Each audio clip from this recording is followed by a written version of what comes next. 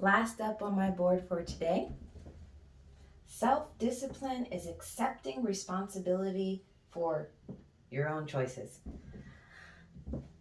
So,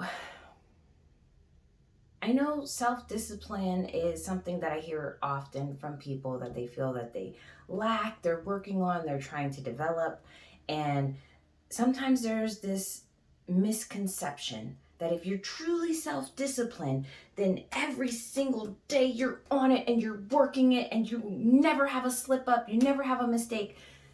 And if you have a mistake, then somehow you are not self-disciplined.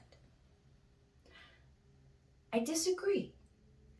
I think that you can be self-disciplined, but also very consciously have days off where you choose something else. But what it means is if you choose not to be 100% on top of whatever your schedule, your plan, or whatever is, you are willfully choosing whatever comes along with it.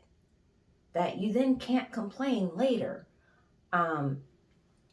Just for instance, if you are all about, health and fitness and having a certain diet plan and working out so many times a week and counting your calories and all this kind of stuff, and you're on top of it every single day, I believe you can choose not to do that for a day or however many days that you want to. But that also means you have to accept what comes along with that. And maybe for some, not much happens in a couple of days, but maybe for others, a lot does change in a couple of days. So self-discipline is having a sense of acceptance for whatever comes from your choices and not blaming anybody else, not pointing the finger. And that's what you keep in mind every single day that you get up and you make whatever choices that you do.